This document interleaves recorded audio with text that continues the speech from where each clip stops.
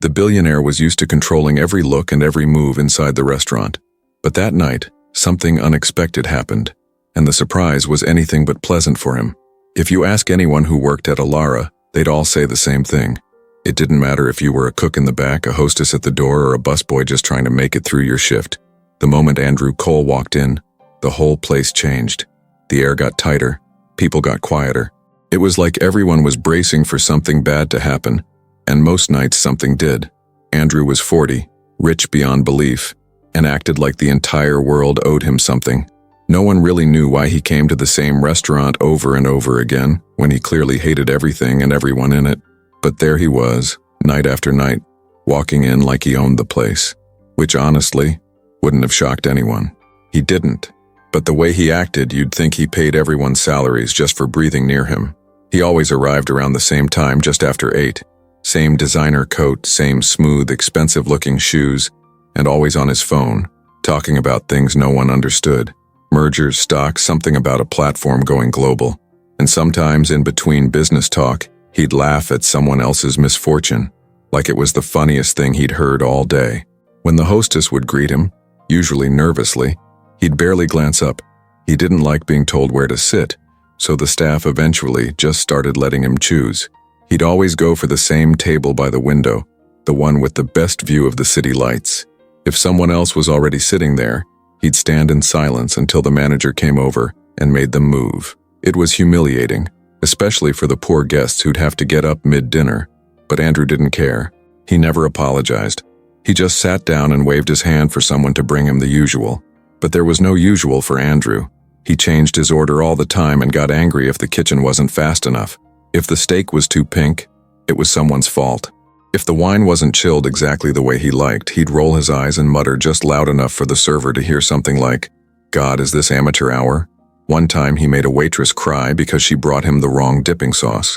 Another time he called the head chef pathetic in front of everyone because his risotto was too creamy. No one was safe, and still, no one told him off. He was Andrew Cole, the Andrew Cole, founder of some massive tech company that everyone had on their phone but couldn't remember downloading.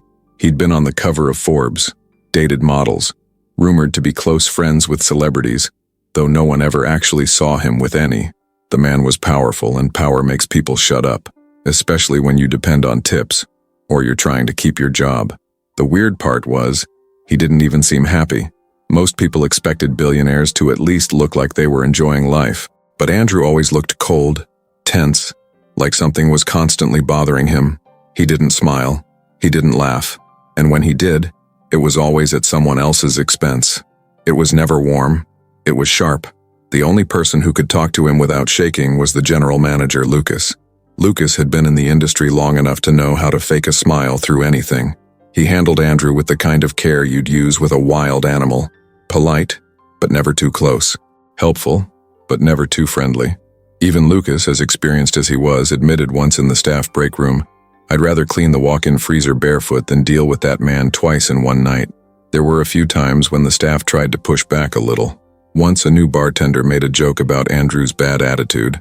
Andrew heard it, waited until the guy was pouring a drink, and then said, "You'll be unemployed by the time I finish this glass." And somehow he was right. The next day, that bartender was gone. No one knew if Andrew actually got him fired or if the owners just didn't want to deal with the drama. But after that, everyone learned to shut their mouths and keep their heads down. What made it worse was that Andrew didn't tip. Not always. Sometimes he left nothing. Other times he left something like $12 on a $500 bill just to be insulting. And he'd do it with that look, the kind that said, "You should be grateful I gave you anything at all." He also hated small talk. If anyone tried to ask how his day was or say something light to break the tension, he'd ignore it completely or hit back with something cold.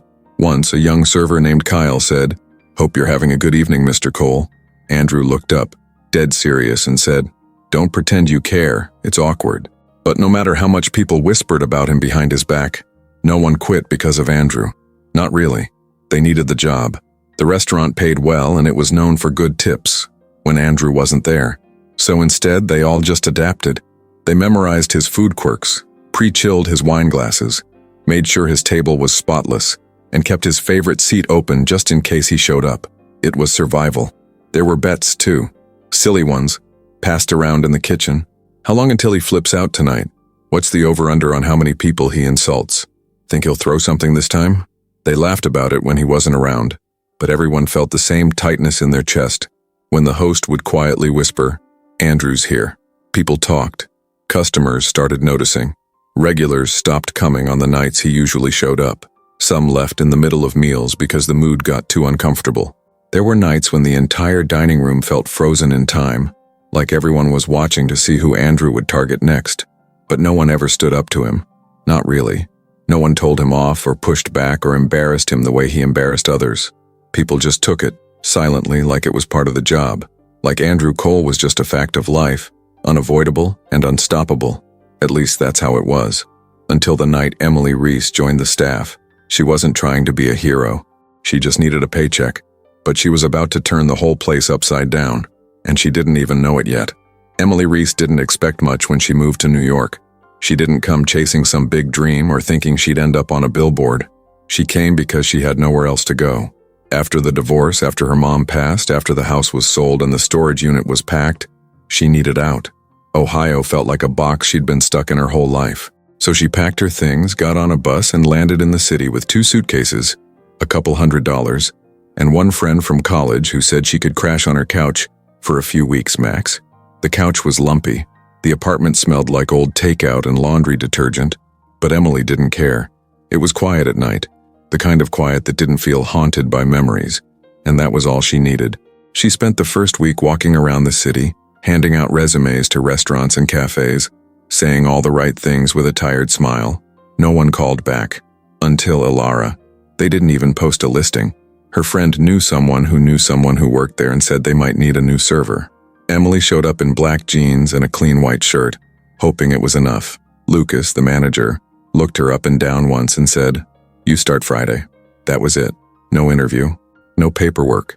Just a start date and a uniform she had to buy herself. She didn't care. She just wanted to work. Friday came fast. She showed up early, tied her apron tight, and smiled through orientation like she'd been doing this her whole life.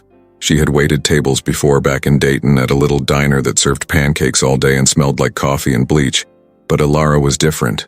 Ilara was serious, quiet, shiny. Everything was spotless. The lighting was soft and the music was the kind of piano jazz that made you whisper without even realizing it. The staff was polite, but you could feel the tension. They moved fast, but careful, always checking over their shoulders like they were waiting for something to go wrong. Emily noticed it right away. She asked another waitress, Amanda, where to grab more menus, and Amanda just kind of nodded toward the back and said quietly, "You're lucky you're starting on a slow night." Emily raised an eyebrow. "Slow's good, right?" Amanda shrugged. "As long as he doesn't show up." Emily looked around. "Who's he?" Before Amanda could answer, Lucas appeared behind them like a ghost. "Let's just hope you don't find out tonight." Then he smiled, but not like he meant it, and walked away. It was weird, but Emily didn't press. She had enough going on. She was still figuring out the menu, learning where the silverware went, how to fold the napkins the Ilara way, and memorizing wine names that all sounded like places she couldn't afford to visit. Her feet already hurt, her back was stiff, and her phone was blowing up with texts from her ex, who still didn't believe she'd actually left. She had no energy for mystery men. The shift was mostly uneventful. Tables came and went. People complained politely about their food, and Emily smiled and said the right things. She was good at reading people, good at knowing when to joke and when to stay quiet. She'd been doing it since she was a kid, tiptoeing around her dad's moods. The restaurant didn't scare her.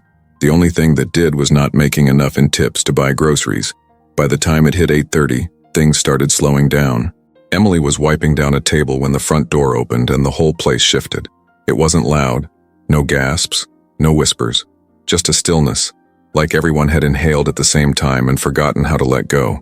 Emily glanced up. There he was. She didn't know who he was, not yet, but something about the man made her pause.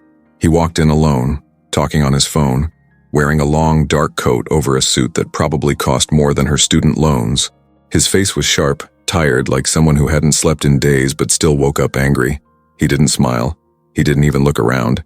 He just walked straight toward the back, past the host stand, and sat down at the window table without asking. No one stopped him. Lucas came out from the office almost instantly, walking faster than usual, whispering something to the bartender before heading toward the man. The rest of the staff started moving differently, straighter, quieter, more focused. One of the waiters disappeared into the kitchen and came back with a bottle of wine already open. Someone adjusted the lighting near the man's table. Emily leaned toward Amanda. "Who is that?" Amanda didn't even look. "Andrew Cole." Emily blinked. "The tech guy?" "Yeah. What's he doing here?" "Same thing he does every week, making everyone miserable." Emily laughed softly, but Amanda didn't. "I'm serious. Don't get near him. If you screw up his order, if you even look at him wrong, he'll rip you apart. Just ask Kyle." "Who's Kyle?" "Exactly." Emily didn't ask again. The rest of the night, she avoided his side of the restaurant. Everyone did. They passed notes, cut through different stations, and kept him in his own little bubble. It was like he was in a zoo exhibit, and no one wanted to get too close in case he snapped.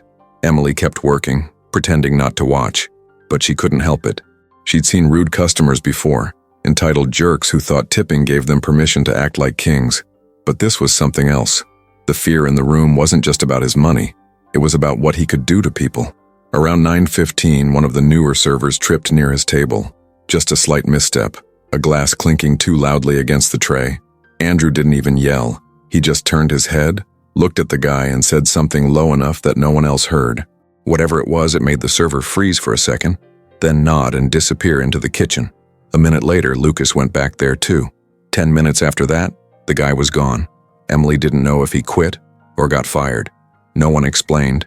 No one even reacted. It was just normal, business as usual. When her shift ended, Emily changed in the back and grabbed her coat. Amanda walked out with her. "So," Emily said, zipping up. "Is that what it's always like when he comes in?" Amanda sighed. That was a calm night. Emily didn't say anything after that. She walked home, shoes in her hand, thinking about the man in the suit and the way everyone shrank when he walked in. Something about it made her stomach twist, but not from fear, from something else, something deeper, like the feeling you get when you see a storm forming and know it's heading right for you. But Emily wasn't the type to run. She'd survived worse than some arrogant billionaire. She just didn't know yet how personal it was all about to get. It was Emily's third night at Alara, and things were starting to feel a little more normal.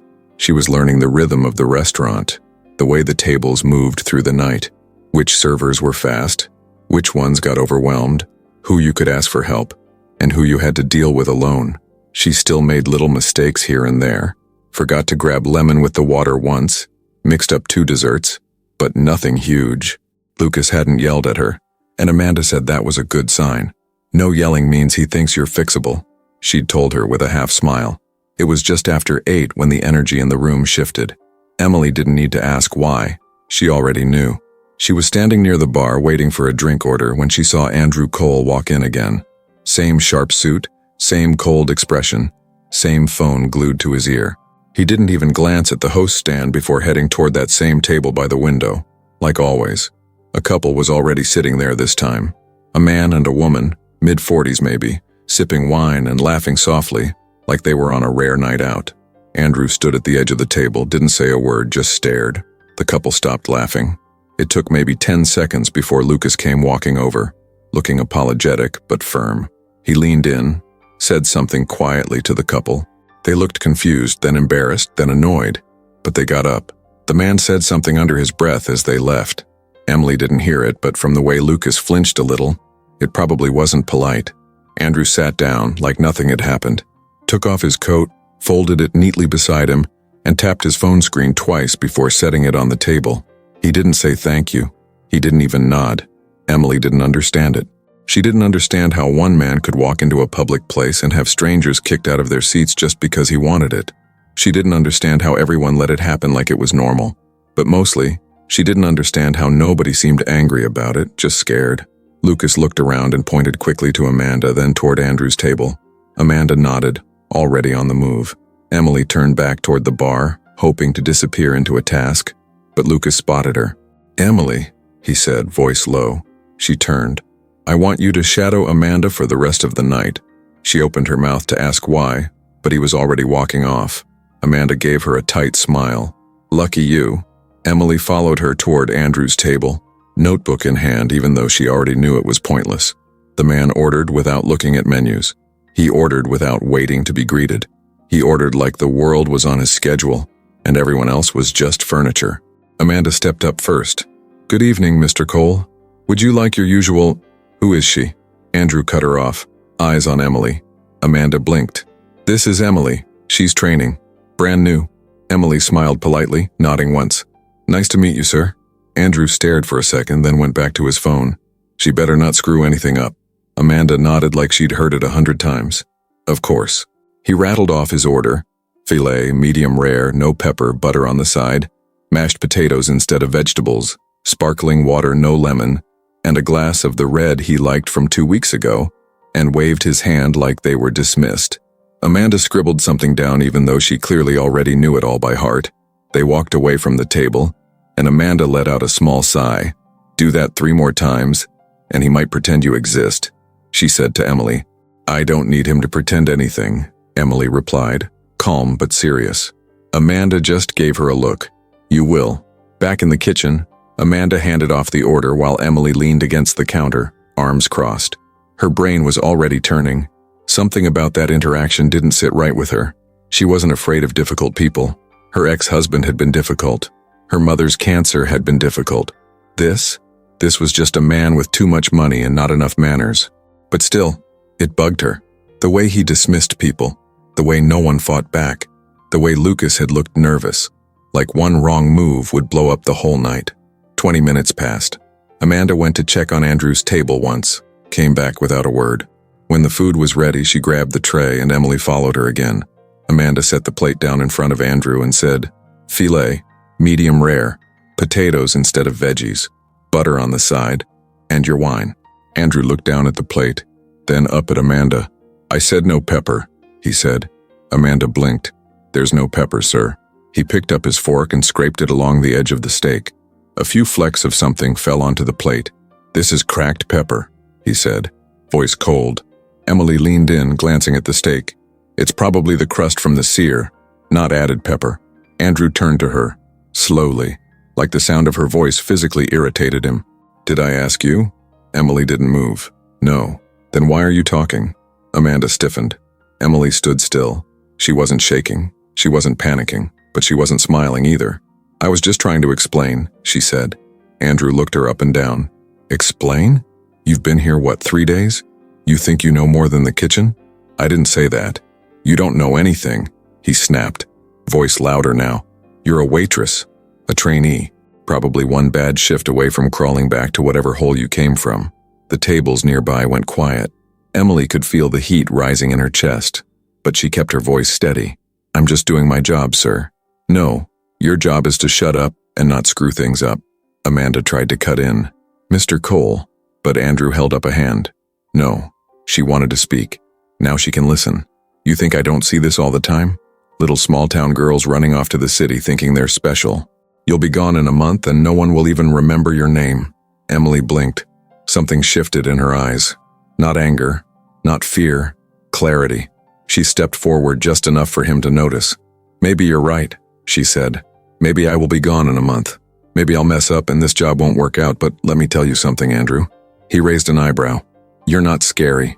You're just sad. You sit alone in the same seat every night because it's the only place you feel like someone still listens to you. You bark orders like it makes you powerful, but you're just a man who's so afraid of being ignored. You throw tantrums like a kid. You think everyone here hates you because they're jealous? No, they hate you because they know deep down you'd fall apart if no one was watching." The room was dead silent. Andrew stared at her. For a moment, he didn't even breathe. Then he stood up, but he didn't yell. He didn't say a word. He just grabbed his coat, looked her dead in the eye, and walked out the door. No one followed him, not even Lucas. Emily turned to Amanda, who looked like she'd seen a ghost. "Holy crap," Amanda whispered. "You actually did it." Emily didn't say anything. She just picked up the wine glass, cleared the plate, and walked back to the kitchen like nothing happened. But the whole restaurant felt different now, like the spell had been broken. Like maybe, just maybe, the storm had finally passed. The penthouse was quiet. Not the peaceful kind of quiet, but the kind that felt empty. Cold, even with the lights on. Andrew Cole sat in front of a giant wall of glass that overlooked the city skyline. The view was impressive, all of Manhattan glowing like a heartbeat. but he wasn't looking at it. His laptop was open on the coffee table in front of him, a mess of tabs and charts and unread emails. His phone was lit up too, buzzing with notifications every few seconds. He ignored them all. He'd been staring at the same email for 15 minutes. A message from one of the board members at Coal Systems. The subject line was simple: concerns. He didn't click on it. Andrew ran a hand down his face, leaned back on the couch, and let out a long breath. He wasn't angry. He wasn't even tired. Just numb. Everything felt dull lately. Even when he yelled, even when he got what he wanted, even when people jumped to please him, it didn't feel like anything. There used to be something there. A rush, a thrill, but now it was just noise. Across the room, Carla Burns walked in without knocking. She never knocked. She carried a tablet in one hand and a takeaway cup of coffee in the other. "You've got 2 interviews tomorrow," she said, already swiping through the screen. "One with CNBC, the other with that startup podcast you agreed to last month. I can reschedule the podcast if you want." Andrew didn't look up. "Cancel both." Carla stopped walking. "Seriously? I'm not in the mood. You haven't done press in weeks." "I don't care." Carla stared at him for a second. Then she walked over and placed the coffee in front of him on the table next to the laptop. "Something happen?" He didn't answer. She dropped onto the other side of the couch, crossing her legs, watching him carefully. Carla had been with him for years. Technically, she was his executive assistant, but the truth was, she ran most of his life. Calendar, business calls, travel, press, company appearances, even vetting people he dated. She handled it all, and she did it well. Too well, maybe. "You want to talk about what happened at the restaurant?" she asked, voice low. Andrew's jaw clenched. "No." Carla tilted her head. "Because I already heard." "Of course you did. Do you want to know how fast the clip spread?" "Don't care." "Well, you should." She handed him her tablet. On the screen was a paused video, grainy phone footage. The angle was slightly off, but it was clear enough. You could see him standing at the table. You could hear her. That waitress, Emily. Andrew didn't hit play. He just stared at it. "She called you sad," Carla said. "That's what people are repeating online. You're not scary. You're just sad. It's all over Twitter." He still didn't react. Carla raised an eyebrow. "I've seen you go ballistic over articles that didn't even name you. But this? You're just sitting here." Andrew finally spoke. She wasn't wrong. That made Carla pause. She leaned back, eyes narrowing just a bit. "Since when do you care what some random waitress thinks?" "I don't." "Then what's this? You didn't even fight back. You just walked out. That's not like you." "I know." Carla was quiet for a moment, then carefully she said, "Is this about that letter from the board?" Andrew looked away. Carla sighed. "You know what your problem is? You built a whole empire just so no one could hurt you again. And now you're bored. You've scared everyone so badly that nobody tells you the truth anymore. Except her." Carla didn't say anything. Andrew stood up and walked over to the window, hands in his pockets. "I was watching her while she talked. Not the words, just her face. She didn't flinch, didn't blink. You know how rare that is? You mean someone not being afraid of you? She looked at me like I was just a guy. You are just a guy." "No," he said quietly. "Not to most people." Carla's tone sharpened. "Don't do this." "Do what?" "Start falling into whatever hole this is. Some waitress stands up to you, and suddenly you're questioning your entire life? Come on, Andrew. You've had worse." He turned around. "No, I've had louder." This was different. Carla looked at him like she was trying to figure something out. "You've been spiraling for months. This is just the latest excuse." "I'm not spiraling." "Really? Because the board is talking behind your back. Investors are nervous. You've lost 2 major clients in the past quarter. You ignore calls, you cancel meetings, and now some nobody gets under your skin, and you're letting it show." Andrew was quiet again. Carla stood up, smoothing her jacket. "You want to fall apart? Do it on your own time, but not on mine." She grabbed her bag and walked toward the door. Just before she left, she turned back. "You don't need people like her. You need to wake up and remember who the hell you are." The door shut behind her. Andrew stayed by the window. His phone buzzed again. Another text, then another. He didn't check them. Instead, he walked into the kitchen, grabbed a bottle of something strong, and poured himself a drink without even looking at the label. He took a long sip, leaned against the counter, and stared at the tablet on the table. Finally, he picked it up. He pressed play. He watched the whole thing. The moment she spoke. The moment the room went silent. The moment his face changed. He could see it now, the shift. The way he looked at her. The way he walked away. He saw the servers in the background, saw their faces. He saw something he hadn't noticed before. Relief. They weren't shocked. They were grateful. That's what hit the hardest. He poured another drink. He didn't know what the hell he was feeling, but it was sitting heavy in his chest and it wasn't going away. Somewhere in the background, the city lights kept flickering. People moved on, laughed, lived. And he was still here, still alone, still angry at everything and nothing, still trying to remember when the world stopped feeling real. For 2 whole days, Andrew didn't come back. No phone calls, no texts, no silent entrance through the door, no coat tossed on the back of the chair at the window table. Nothing. Just gone. And the staff noticed. It was like the restaurant could finally breathe again. The air didn't feel so heavy. Nobody was looking over their shoulder waiting for the next insult. Even Lucas cracked a joke in the kitchen and people actually laughed. Real, unforced laughter. The kind no one had heard in a while. Amanda called it the post-Andrew peace. Emily didn't say much. She just worked her tables and kept her head down. But she could feel it too. The shift. And not just from the staff. Something inside her had changed that night. She didn't regret what she said. Not even a little. But she didn't expect him to walk out like that. For someone so used to being the loudest person in the room, the one who always had the last word, he just left. That stuck with her more than the things he said. His silence after all that noise. Still, she didn't dwell on it. She didn't want to. She had bills to pay, groceries to buy, and rent coming up. Her roommate was already making passive-aggressive comments about finding someone who could afford to split the electric. Emily needed this job to work, and that meant focusing. So when Andrew came back on the 3rd night around 8:15, things felt different again, but not in the way anyone expected. He walked in slower this time. No phone in hand, no barking orders at the door. He nodded at the hostess when she greeted him, then glanced toward his usual table. It was empty, but he didn't go straight to it. He stood there for a second, like he was waiting for permission. The hostess looked surprised. She just motioned toward the table like always, and Andrew gave a small nod like a thank you. A quiet one. Then he walked over and sat down. The staff saw it. Everyone saw it. Emily didn't look up right away. She was filling a water glass when Amanda whispered, "He's back." Emily didn't flinch. Lucas looked over too.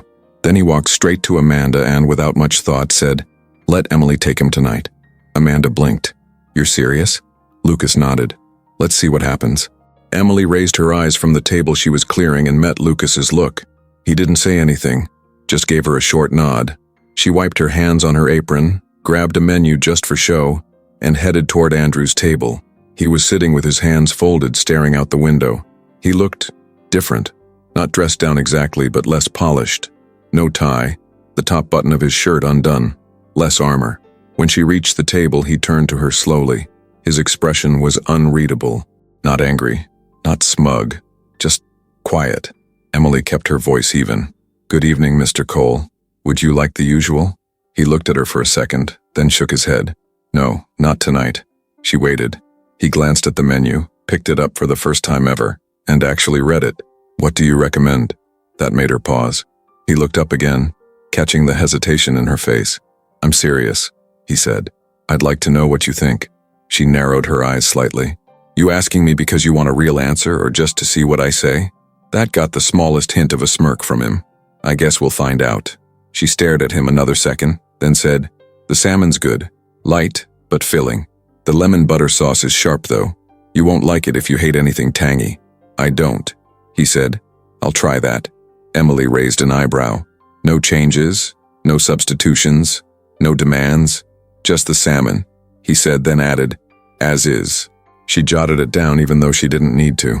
Then she said, "Sparkling water?" He shook his head. "Just tap tonight."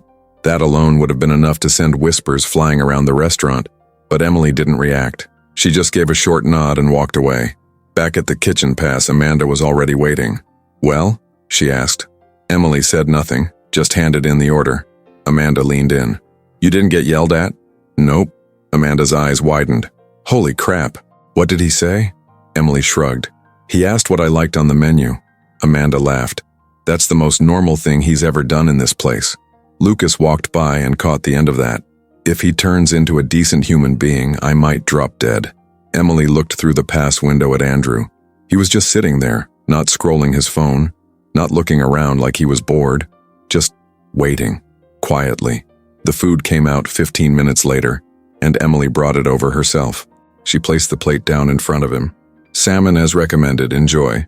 Andrew picked up his fork, gave a small nod of thanks, an actual thank you, and started eating, slowly, like someone who wasn't just fueling up to leave but actually tasting it.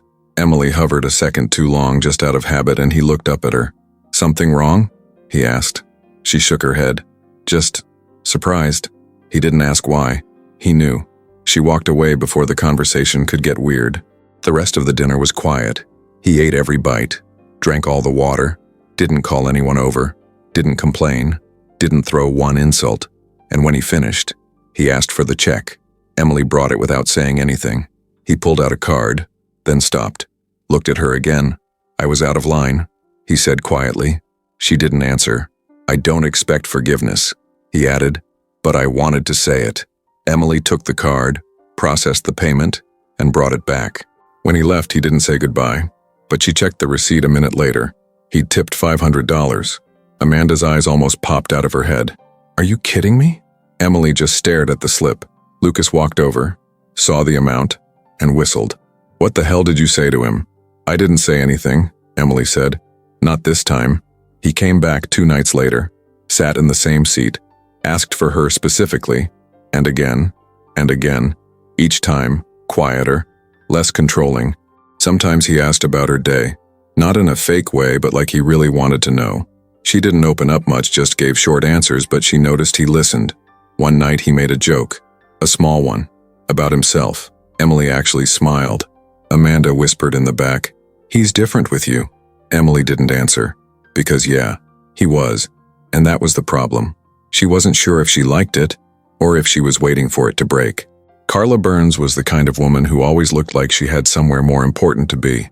Her heels never clicked too loud. Her hair never moved out of place. And when she walked into a room, people either straightened up or got quiet.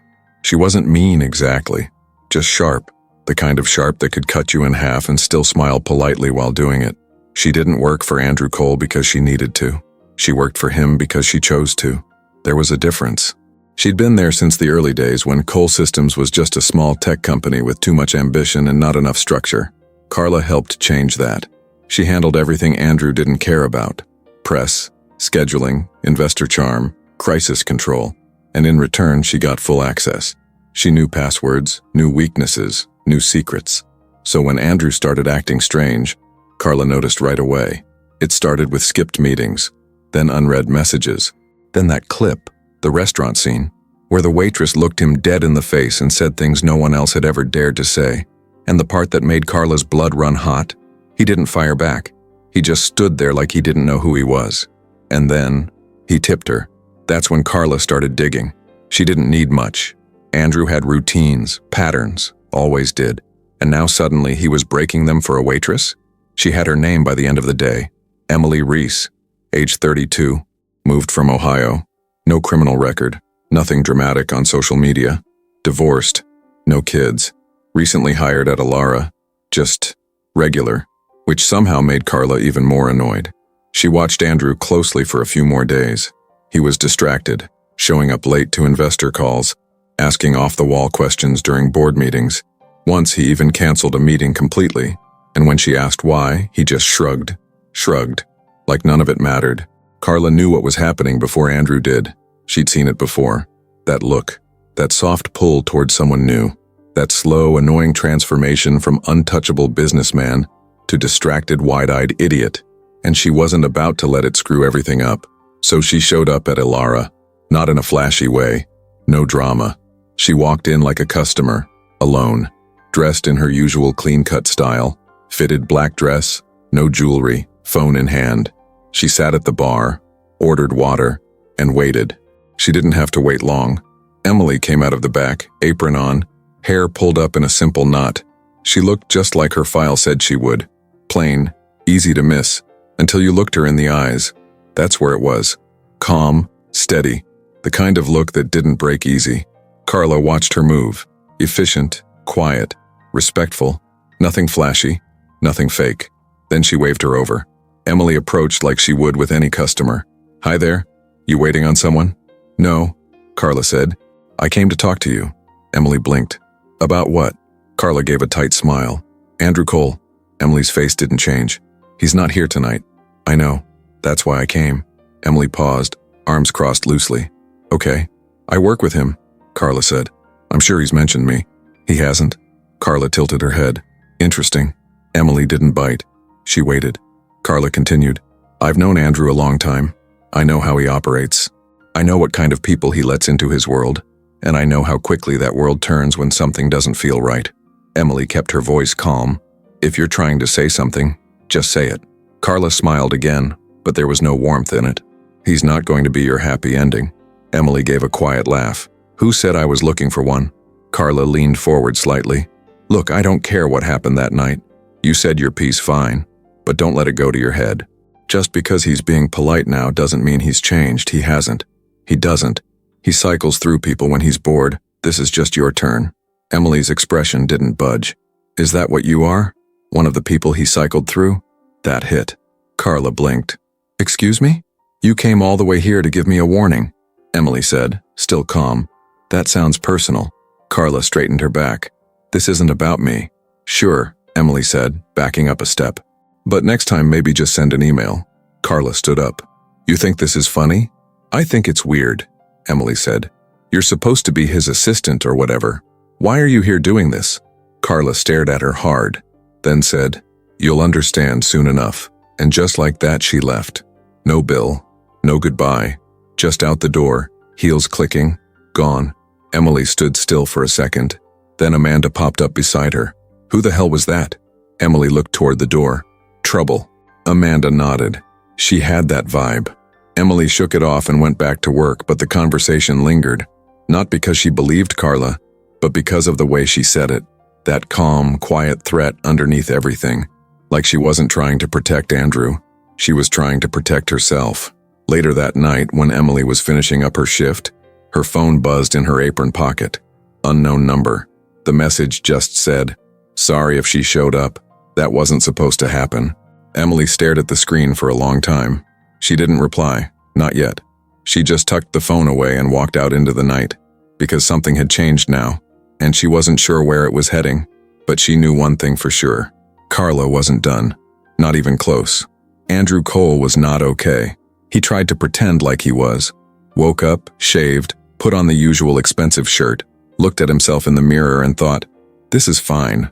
He had 3 meetings that day, 2 back-to-back in the office and 1 with the board over video. It was all standard, business as usual, but nothing felt normal anymore. The board meeting had been a disaster. Quiet voices with sharp undertones. Questions disguised as concerns. Words like unfocused, off-brand, emotionally reactive. One of them, a smug guy named Brent who always wore those awful sweater vests, actually asked if Andrew was mentally well enough to keep leading the company. Andrew didn't yell. He didn't defend himself. He just stared. And when the meeting ended, he walked straight out of the office, got into his car, and told his driver to take him to Alara. It was barely 6:30, earlier than he usually came, but he didn't care. His tie was still tight, his jaw clenched. The silence in the car was so thick, it felt like it was pressing on his chest. The city outside passed by like a blur, and all he could think about was that look on Brent's face, that smirk, that tone, like he knew something Andrew didn't. By the time he got to the restaurant, his fists were already curled. Lucas saw him coming before the door even opened. There was no phone in Andrew's hand, no fake calm, no greeting, just storm clouds in a tailored suit. Mr. Cole, Lucas said carefully. Would you like... Where's Emily? Lucas blinked. She's in the back. Her shift starts in 10 minutes. Andrew didn't answer. He walked past him and went straight to the usual table by the window. No customers were sitting there yet. Lucky for them. He sat down hard, running both hands down his face. Lucas looked toward the kitchen, then toward Amanda, who stood frozen halfway through setting a table. Just keep everything calm, Lucas whispered to her. Amanda nodded slowly, but her eyes were already full of worry. Emily showed up a few minutes later, pulling her hair up as she walked in, completely unaware of what she was walking into. Amanda met her at the door. He's here, Amanda said. Emily didn't look surprised. Okay, he's not in a good mood. Emily paused. Worse than normal? Amanda didn't answer. That was enough of an answer. Emily pulled on her apron and grabbed her notepad, even though she already knew she wouldn't need it. She took a deep breath, then headed toward the table. Andrew didn't look up when she got there. He was staring out the window, tapping one finger slowly on the table. "Good evening," she said calmly. "You're early." He still didn't look at her. "I'll grab your water," she added. He finally turned. "Don't want water." "All right," she said, keeping her voice steady. "Would you like wine?" "No," he said sharply. "I'd like people to stop wasting my time." Emily tilted her head slightly. "Okay. You think this is funny?" She blinked. "No one's laughing." Andrew leaned forward. His voice dropped low, but his words cut. "I've had the worst day of my life, and now I have to sit here and get babysat by a waitress who thinks she's clever." The table next to his went quiet. Emily didn't flinch. "Do you want to talk about it or just throw it at someone?" He gave a dry, humorless laugh. "Look at you, acting like you've got me figured out." "I don't," she said simply. "But you sure seem like someone who wants people to guess." That hit. Andrew's jaw tightened. "Let me explain something to you, Emily," he said, leaning even closer. "People like you don't get to speak to people like me that way." "People like me?" she repeated, voice calm but firm. "You think standing up to me once makes you special?" he snapped. "You think you're different? You're not. You're just another name. Another story I'll forget in 6 months." People were definitely listening now. Lucas started walking toward the table, but Emily raised one hand, just a little, and he stopped. Andrew kept going. "I could ruin this place. You know that? I could buy the building and turn it into a parking garage. I could call 5 people and have you out of here by tomorrow." "You could," Emily said, "but then you'd still be you." That shut him up. Her voice didn't rise. Her hands didn't shake. She just stood there, steady, calm, and honest. "That's the problem, Andrew," she said. "You keep trying to scare people because that's the only thing you know how to do. But what happens when no one's scared anymore? Who are you then?" For the second time since she met him, Andrew went completely silent. He looked at her, eyes sharp but lost, like she'd just pulled a thread and something inside him started to unravel. Then he stood up, hard. The chair scraped loudly across the floor. A couple in the corner flinched. Everyone froze. Emily didn't move. Andrew looked around the restaurant, eyes wide like he was just seeing it for the first time. Then he did something no one expected. He picked up his glass, empty, and slammed it to the ground. It shattered. Gasps. Silverware clattered. Lucas was there in seconds. "Mr. Cole, I need you to calm down." Andrew pointed at Emily. "This is what happens when you let people talk out of their place."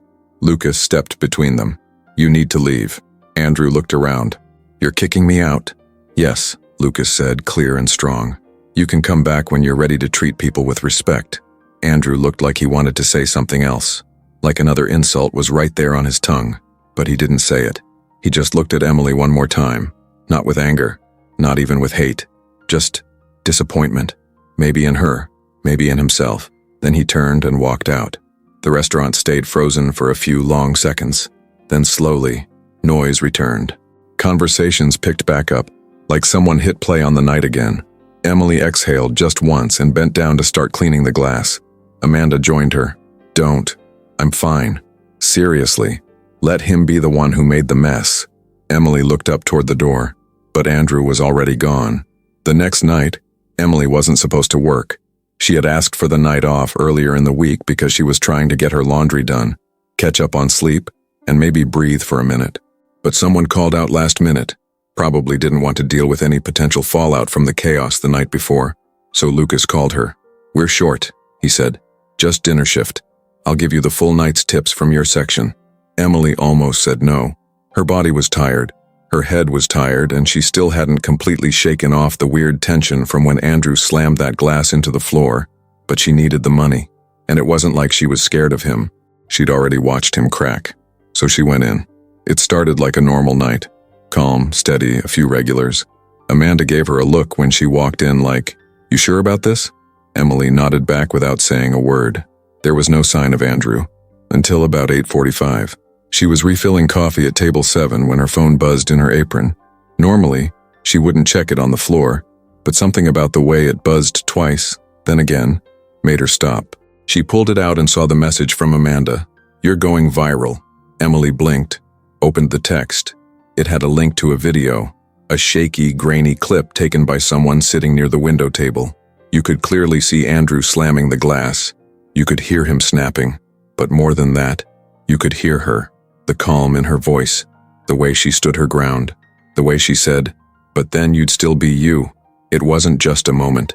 It was a moment that stuck. The video was already getting passed around online. On Twitter, people were quoting her words. On Instagram, someone added subtitles and dramatic music. Even on TikTok, a clip was blowing up. Someone had turned it into a motivational edit. "Who are you?" when no one's scared anymore. Emily didn't know whether to laugh or throw up. She didn't want attention. She wasn't trying to go viral. She didn't want people picking sides, turning her into something she wasn't. But that's what was happening. It got worse when she walked into the kitchen and saw that one of the servers, Tim, had the video playing on his phone. He didn't even notice she was behind him. "Dude, that girl's a savage," he said to another server. Emily cleared her throat. Tim turned pale. "Oh, hey, don't," Emily said, raising her hand. "Just don't." He nodded and shoved the phone into his pocket. She finished her shift like nothing had changed. Like her face wasn't floating around the internet with phrases like Queen Energy and CEO of Calm Destruction under it. By closing time, she was exhausted in a way that wasn't physical. It was the kind of tired you feel behind your eyes, in your chest. She wanted to go home, unplug her phone, and pretend the world had forgotten about her. But the world hadn't, and Andrew hadn't either. When she stepped outside into the cool night air, he was standing across the street. Emily froze. He looked different again. No coat, just a black sweater, hands in his pockets, watching her like he'd been there for a while. She didn't cross. He didn't wave, so she turned left and started walking. He followed, not in a creepy way, just enough to stay nearby like he didn't know what to say or if he even should. Emily kept walking for a block before finally stopping under a streetlight and turning around. "You following me?" Andrew stopped. "No, I just saw you come out. You know this is weird, right?" He nodded. "Yeah." She stared at him, waiting. "I watched the video," he said. She gave a humorless laugh. "Which one? There's like 10 versions now. I'm pretty sure someone turned it into a remix." He cracked a tiny smile. "I saw that." Emily crossed her arms. "What do you want, Andrew?" He looked around like he was trying to find the words in the air. "I don't know." "Great. I'm not proud of what I said." Emily raised an eyebrow. "Which part?" "All of it." She waited. "I snapped," he admitted. "That meeting earlier, the board, it didn't go well. I felt like everything was slipping and I didn't know where to put it. So I put it on you. You think that makes it better?" "No," he said. "It just makes it honest." Emily looked at him. "You know what the weirdest part is?" He shook his head. "You still didn't scare me." That landed like a punch. He didn't speak. "You think you're this force people can't handle. But I saw right through it," she said. "You're just a guy who got rich too fast, lost too many people, and never figured out how to feel normal again." He opened his mouth to say something, then stopped. "I wasn't trying to humiliate you," she added. "I was trying to make you hear me, because no one else ever does." "I heard you," he said quietly. She nodded. "Good." They stood there in silence for a moment. Then he reached into his jacket pocket and pulled out a folded piece of paper. Not a check, not a legal notice, just paper. He held it out. She didn't take it. "What is it?" "I wrote something down," he said. "I didn't want to send a text. I figured if I couldn't say it right, I'd write it." She looked at him for a long second, then took it. "I'm not asking for anything," he added quickly. "Not a second chance, not a friendship, nothing. I just wanted you to know. You were right. About me. About everything." Emily looked down at the folded paper in her hand, then back up at him. "You can go now." Andrew didn't fight it. He just nodded, turned around and walked away. No suit, no driver, no shouting, just him, quiet for once. Emily watched until he disappeared around the corner. She didn't open the letter. Not yet. She just stood there under the streetlight, holding it, knowing the world was watching. But for the first time, feeling like she had nothing to prove. By morning, it had exploded. Emily woke up to almost 100 missed notifications on her phone, texts, DMs, tagged posts, and a bunch of unknown numbers. Her friend Kayla from Ohio had even left a voicemail. "Girl, are you on the news right now? What is going on?" At first, Emily thought maybe it would have died down overnight like most viral things do. A fast burn, a flash. But this wasn't just some random clip anymore. It had turned into a full-blown story. Some blog had picked it up and given it a name. The billionaire and the waitress. That was it. Just those 6 words, and suddenly people couldn't get enough of it. One version of the clip had racked up over 2.3 million views. It showed the moment Andrew slammed the glass, her standing across from him, completely calm. Then her voice, steady and sharp, calling him out with that line, "But you'd still be you." That was the one people clipped, posted, and captioned. The comments were everywhere. Some were calling her brave, some called her iconic. Some said she was the voice of every underpaid, overworked service worker in the country. People started making duets with the video, talking about their own terrible boss stories, their nightmare customer moments. But not everyone was on her side. That's what Emily noticed after the 3rd or 4th scroll. Some people were defending Andrew. Not many, but enough to make her feel sick. Some said she was chasing attention, that she planned the whole thing, that she baited him for views. There were accounts digging into her past, trying to find anything worth canceling her over. A few said she got off on humiliating a man in public. One even posted a screenshot of her old Instagram and said, "She's not as innocent as she looks." That's when she turned her phone off. By the time she walked into Alara for her next shift, there were reporters outside. Not many, just 2. But they were holding cameras and one had a mic, waiting near the alley entrance like they knew she'd come in the side door. Lucas saw them too. He stood just inside the back hallway, arms crossed, watching them like they were rats near the trash bins. "Media's here?" Emily asked. He nodded. "Been circling for 2 days. Are we doing anything about it? I told them to get lost. But legally, if they stay on the sidewalk, there's nothing we can do." She sighed and leaned against the wall for a second. "You okay?" Lucas asked. "No," she said, "but I'm used to that." Lucas looked at her for a long beat. "You know, I've been doing this job for 15 years. I've seen a lot, but I've never seen someone stand there and do what you did. Most people either explode or collapse. You didn't do either." Emily looked up. "That's not really comforting."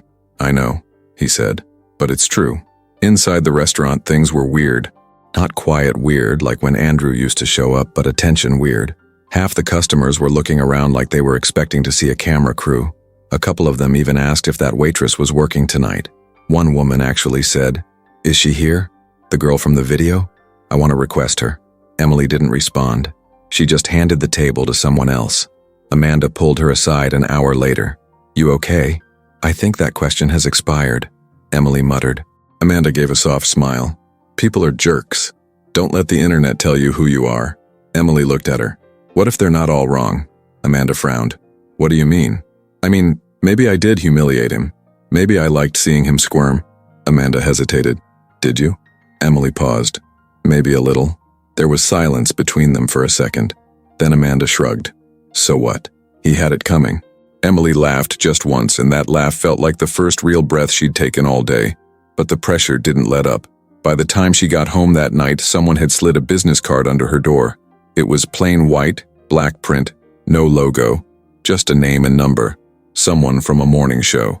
The next day, she got an email from a publicist offering to represent her if she wanted to explore opportunities. Another person offered to help her get a book deal. A producer from a talk show said they'd love to fly her out to LA to tell her story in front of a national audience. Emily ignored all of them, because while the rest of the world was obsessing over her 10-second moment of internet fame, she knew something they didn't. This wasn't a story about her. It was a story about him, because Andrew Cole didn't disappear after that glass hit the floor. He didn't go quiet, not really. He started trending too. Except his side of the story wasn't going over nearly as well. Old employees started speaking out online.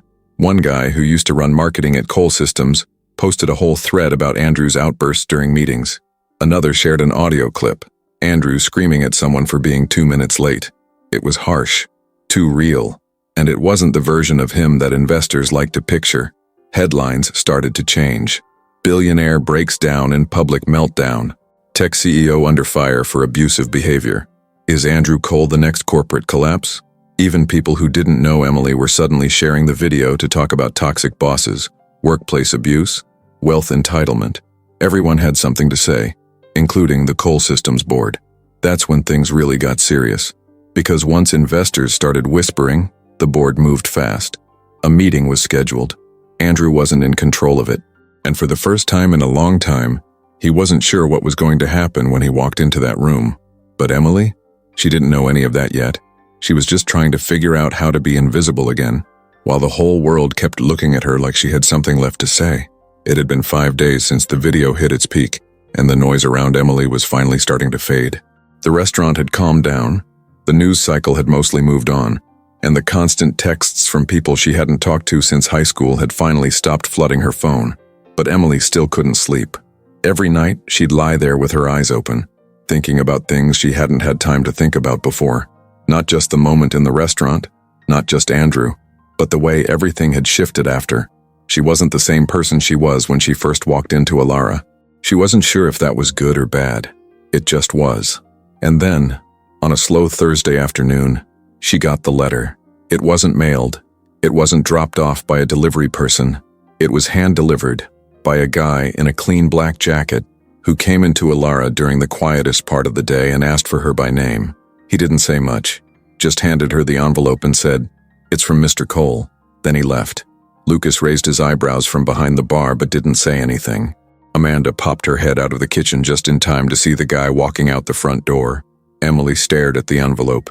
It was thick, heavy, like the kind that usually held a wedding invitation or something legal. Her name was written across the front, not typed, handwritten, careful print, no return address, no company logo, just her name. She thought about throwing it away right there in the server station trash bin. She almost did, but instead she slid it into her apron pocket and didn't open it until she got home. She waited until the apartment was quiet. Her roommate was working late, and for once there were no buzzing group chats or calls to answer. She sat on the edge of her bed, stared at the envelope for a good 2 minutes, then peeled it open with her thumb. Inside was a single piece of thick, folded paper. She opened it. It wasn't a letter. It was an invitation. "Emily, I understand if you'd rather not. But if you're willing to talk, really talk, I'll be at Belmont Cafe tomorrow at 5 p.m. It's quiet. I'll be alone. No press, no cameras, no expectations. If you walk in, I'll be there. If you don't, I'll understand. Andrew." That was it. No signature, no apology, no asking. Just the offer. Emily sat there holding the note for a long time. Then she folded it back up, placed it on her nightstand, and tried not to think about it. She failed. She thought about it all night. The next day at work, she didn't mention it. Amanda could tell something was off but didn't press. Emily didn't volunteer anything either. She moved through her shift like a robot. Eyes on her tray, smile fake, mind somewhere else entirely. At 4:20 p.m. she clocked out early. Lucas gave her a look. Hot date? Not exactly. He didn't ask more. By 4:47 she was standing outside Belmont Cafe. It was tucked between a florist and an old bookstore, barely visible from the street unless you were looking for it. The windows were foggy from the inside, the glass door worn around the handle. It didn't look like the kind of place a billionaire would go to. That made it weirder. She stood there staring at the front for a full minute. Then she turned to walk away. But she stopped, turned back, then opened the door. A soft bell rang overhead. The place smelled like fresh coffee and vanilla. It was mostly empty except for one old couple in the corner and a young guy with headphones behind the counter. No one even looked up when she walked in, and there he was, Andrew Cole, sitting alone in a booth near the back, facing the door, nursing a plain black coffee and looking nothing like the guy from the news. He looked tired, not sick, not broken. Just tired in a way that didn't come from missing sleep, the kind of tired that comes from realizing your armor doesn't work anymore. He saw her walk in and sat up a little straighter but didn't wave, didn't smile, just waited. Emily stood still for a second. Then she walked toward him. She slid into the seat across from him, folded her hands in front of her, and waited. Andrew cleared his throat once. Then again. "I didn't think you'd come," he said. "I almost didn't. I would have understood." Emily nodded slowly. "Why here?" He looked around. "It's quiet." "Did you buy it?" He laughed. A real laugh, soft and short. "No. I come here sometimes. No one bothers me." "I'm bothering you now?" "No," he said. "You're the only person I hoped would show up." That sat in the air for a moment. Emily leaned back. "So, talk." Andrew ran a hand over his mouth. "You were right about me. I'm not used to that. I don't want an apology. I'm not giving one," he said. "Not yet." She tilted her head. "I don't know what to say that wouldn't sound like a pitch or a cover-up," he continued. "Everything in my life has been filtered through lawyers or assistants or PR people for so long, I don't even know what real sounds like anymore. Emily stayed quiet. He looked down at his coffee. I don't expect you to like me, or forgive me, or even trust me, but I didn't want the only thing between us to be a viral video and a broken glass. You care about what I think of you? I don't know, he said honestly, but I care that I don't know why I care. That actually made Emily smile a little, just barely, but enough. She looked at him carefully. You know, I've seen a lot of men pretend they're changing. He met her eyes. I'm not pretending. Then what are you doing? I'm trying to figure out who I am when I'm not performing. Emily watched him for a few seconds, then said, That's a start. They sat there, across from each other. No crowd, no noise, no storm. Just two people trying to figure out what the hell happens next. The booth was too quiet. Not awkward quiet, but the kind where you can hear the clink of someone stirring sugar 3 tables over. The kind where even breathing feels louder than it should. Emily sat with her arms crossed, not in a defensive way, just closed off enough to let him know she wasn't there for games. Andrew had already finished his coffee by the time she showed up, but he hadn't ordered another. Maybe he was too nervous. Maybe he didn't want her to think he was trying to buy time. Neither of them spoke for a full 30 seconds after she sat down. Then she broke the silence. So, are we going to pretend like this is normal, or? Andrew gave a dry smile. Nothing about this is normal. Good, as long as we're clear. He leaned forward a little, resting his elbows on the table, then pulled them back again like he couldn't get comfortable. You want to ask me something? No, Emily said. I want to hear why I'm here. Andrew nodded slowly, like he expected that. Right. He looked around like he needed to make sure they were still alone, even though no one was paying attention to them. Just a couple in a booth. Nothing special. Nothing threatening. You're not like anyone I've ever met, he said. Emily raised an eyebrow. You mean I didn't flinch when you yelled? I mean, he said, you didn't care who I was. She tilted her head. You say that like it's rare. It is. Emily didn't say anything. Andrew exhaled. I've had a lot of people pretend around me. Pretend to respect me, pretend to admire me. I can always tell when they're faking it, but I let it happen because it's easier than being disappointed. And now you're disappointed because I didn't pretend? He almost laughed. No, I'm relieved. Emily watched him carefully. That's not what it felt like when you snapped in front of the whole restaurant. I know, he said, his voice low. I've been replaying that moment for days. She stayed quiet. I've never been embarrassed like that before. Not publicly, not honestly. Emily leaned back, looking out the window for a second. So you asked me here to tell me you're embarrassed? No, he said. I asked you here because I don't want that to be the last real conversation I ever have. Emily turned back to him. You said something, he added, right before I left. You said, who are you when no one's scared anymore? And I haven't stopped thinking about that. Her expression softened just slightly, but she didn't interrupt. He leaned forward again, his voice more quiet now. The truth is, I don't know the answer. Emily looked down at the table. I built everything in my life around control, he said. Money, company, reputation. It all came from needing to be untouchable. But somewhere along the way, I stopped noticing that people weren't with me. They were just surviving me. He looked up at her. That night, the way you spoke to me, it was like someone finally held a mirror up to my face. Emily ran a hand through her hair, suddenly exhausted. Why now, though? Why care now? People have probably told you before. There's no way I'm the first person to call you out. You're not, he admitted. But you're the first person who didn't walk away after doing it. That stopped her. He leaned back. Everyone who's ever challenged me either got fired, disappeared, or stopped showing up. But you came back, and not because you wanted anything from me, you just kept doing your job. Emily looked at him. So what do you want from me now? Andrew paused. I want to understand what it's like to be someone who doesn't need to be feared. She blinked. I want to figure out what it means to be a decent person. Not the version people write about, but a real one. Emily shook her head slowly. That's a big ask. I know. Especially coming from a guy who threw a tantrum in a 5-star restaurant. I deserved everything you said, he said, and I deserved the fallout. Emily studied him. So you're here for a lesson? No, he said, meeting her eyes. I'm here because you were the only honest thing in my life in a long time. She let that sit for a second. Then, you think one meeting fixes that? No, he said, dead serious. I think this is the start of something uncomfortable. Emily gave the tiniest smile. You're not wrong. They sat there again in silence, but this time it felt different, not tense, just quiet. Andrew broke it again. I don't know how to talk like a normal person anymore. Start with listening. I'm trying. She nodded. Then stop talking for a second. He did. She looked at him. Do you know how many people I've waited on in my life? Hundreds. Maybe more. And you were the first one who made me feel like I wasn't real. He didn't answer. You looked at me like I was part of the background, like I was decoration or a mistake that someone forgot to remove. I know, he said softly. You were cruel. I know that too. I'm not here to rescue you, she added. Don't get confused. I'm not, he said. I don't want that. She exhaled. Then what do you want? He thought for a second.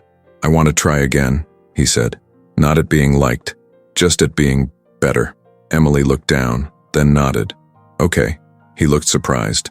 Okay? Yeah, she said. But that doesn't mean I'm giving you anything. It means I'll see what you do with this chance. That's fair. Because one coffee doesn't change who you are, she added. Only you can do that. He nodded. Then, almost like a reflex, he said, Can I buy you something to eat? She smiled. No. He smiled too. Okay. She stood up. I've got work in an hour. He stood too. I'll walk you. I'll take the subway. I'll walk you there. She hesitated, then nodded once. They left the cafe together, no big moment, no flashbulbs, no crowd. Just two people walking down the sidewalk. And for once, Andrew Cole didn't look like a man in control. He looked like someone learning how to walk beside someone else. Carla Burns wasn't surprised by much. She'd been working in high-pressure corporate circles long enough to know when something was falling apart. And more importantly, when someone was about to lose control of their own story. That's what Andrew Cole had done. He let go of the narrative, and now she had to take it back. Because Carla didn't just work for Andrew. She built half of what people thought was him.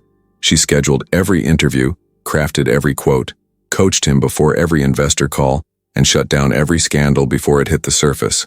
Every polished version of Andrew the public ever saw had a little bit of her in it. She protected the brand. She kept him sharp, clean, feared. So when he started missing meetings, canceling press and chasing some waitress around town like he was in a bad romance movie, Carla didn't panic. She planned. It wasn't personal. Not really. This was about the company, the investors, the image, the empire she'd helped build. She wasn't going to sit back and let it crash just because Andrew suddenly wanted to find his real self. She tried to talk to him first, tried to remind him who he was, remind him of what they built. He didn't listen. Not fully. He just smiled in that fake, tired way and said things like, I'm figuring things out. That's when she knew it was too late. He was slipping, and she wasn't going to let him take her down with him. The first step was quiet. Carla started poking around in private group chats with a few board members. Not the loud ones, the smart ones, the cautious ones. She floated the idea that maybe Andrew needed time off. Maybe someone else should help steer the ship while he got his head together. She didn't push too hard. Just planted seeds. They responded exactly how she thought they would. They were nervous. The video didn't scare them. Not at first. But the media cycle that followed, that was bad for business.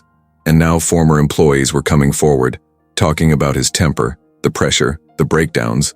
Perception is reality, Carla told them. If people believe he's unstable, we don't get to correct that later. We act now or we react too late. It didn't take much. By the end of the week, Carla had 5 quiet yeses. She only needed 6. While that was happening, she also started gathering things. Emails, call recordings, internal memos Andrew never thought twice about. He was sloppy with communication, always had been. He left trails. Carla didn't have to fake anything. She just organized what already existed. Moments of carelessness. Blunt statements in writing. One audio clip where he snapped at a junior manager for asking a question twice. She didn't twist it. She didn't have to. People would hear what they wanted to hear. Next, she met with legal. Just a check-in, she told them. Just making sure everything was compliant. They didn't ask questions. Because Carla had always known how to make herself seem harmless. And all the while she smiled through every board meeting, took every call, acted like Andrew's right hand, even though she was already preparing to cut it off. Then came the message she didn't expect. From Emily. It wasn't long. Just a short email. Polite but firm. Carla, just a heads up.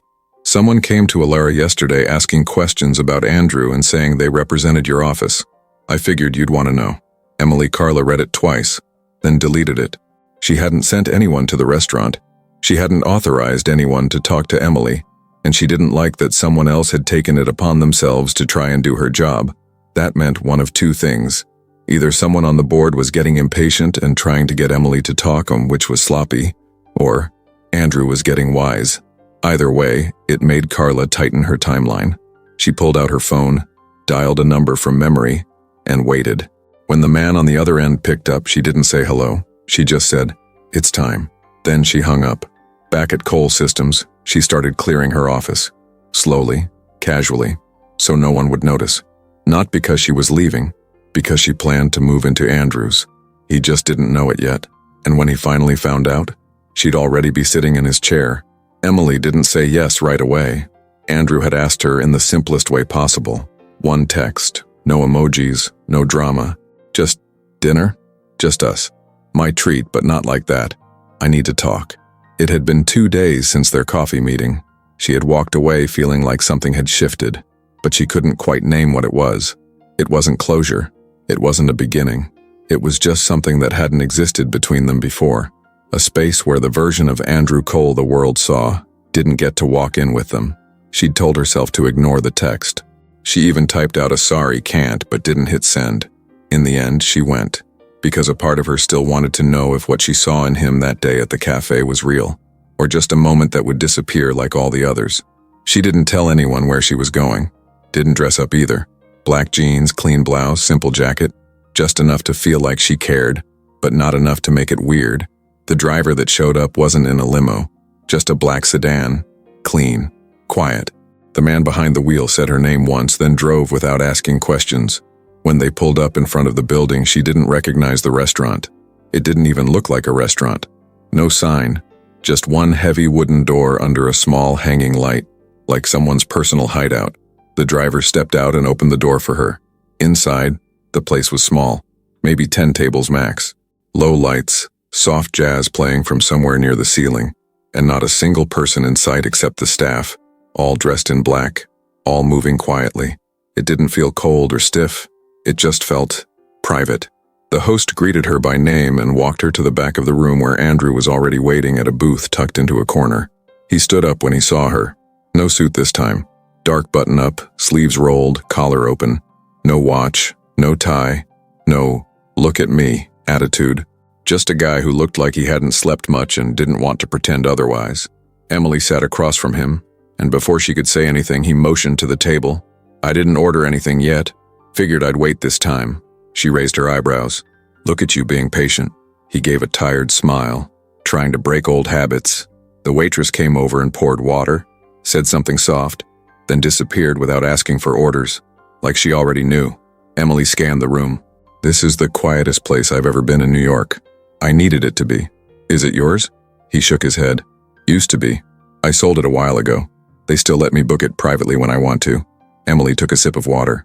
"That sounds on brand." He laughed a little. "Yeah, I know." There was a pause. Then Andrew said, "Thank you for coming." Emily nodded. "Why did you want this?" He didn't answer right away, just leaned forward, elbows on the table. "I've been thinking about what you said, about how people only fear me, about how I use control to make sure no one sees who I really am." She watched him, quiet. "I realized I don't even know who I really am. I've spent so long trying to win, trying to own the room, that I never stopped to figure out what it costs. And now," he looked around the empty restaurant. "It's lonely," he said. Emily didn't rush to comfort him. She let it hang there. He went on. "I'm not asking for sympathy. I know I burned people. I know I walked over anyone who didn't give me what I wanted. I didn't care how it made them feel because I thought that's what strength looked like. Turns out it looks like weakness when you're alone," she said. He nodded. "Exactly." They sat in silence again. This time, not awkward, just heavy. Finally, she said, "So what do you want from me now?" Andrew leaned back, hands in his lap. "Nothing. I mean that. I just wanted to have one night where we're not yelling, where I'm not trying to fix anything. I just wanted to eat dinner with someone who made me feel like a human being for once." Emily looked at him for a long moment, then picked up the menu. "All right," she said. "Let's eat." He smiled, soft and real, then picked up his too. They ordered slowly. Nothing fancy. Pasta, a bottle of red wine, warm bread that melted in your mouth. Everything came out perfectly timed, and for the first time in a long time, Andrew didn't act like he was performing. He didn't brag. He didn't name drop. He didn't lecture. He asked her about herself, not in that fake, polite way people do when they're waiting for their turn to speak, but like he actually wanted to know. She told him about growing up in Ohio, how she'd worked 2 jobs since she was 16, how she'd stayed through a marriage she didn't belong in just to make someone else happy, how losing her mom made her question everything, how she landed in New York not because she had a plan but because she had nothing left.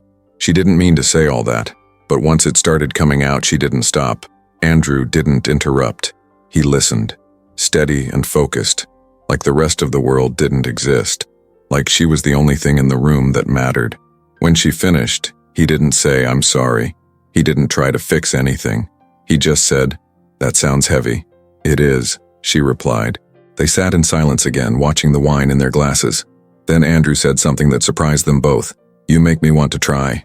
Emily looked up. "Try what?" "Being different." She stared at him. "That's not my job." "I know," he said. "But maybe it's mine now." That was the real moment. Not the viral video. Not the slap of a glass against the floor.